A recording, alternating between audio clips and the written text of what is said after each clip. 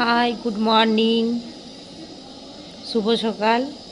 দেখো সবাই, আমার অস্থায়ী মিনি কিচেন।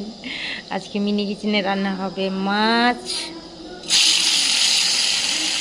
আলু পটলের সবজি, ডাল হয়ে গেছে, ভাত হবে, আলু পটলের তরকারি হবে। সব কিছু নাইট ডিউটি করে এলাম, এসে আগে রান্নাটা বসিয়ে নিচ্ছি। রান্নাটা হয়ে গেলে একটু ঘুমাতে হবে, কারণ আবার ইভিনিংয়ে ডিউটি যেতে হবে। তার জন্য চলো আমি এখন রান্নাটা কমপ্লিট করি।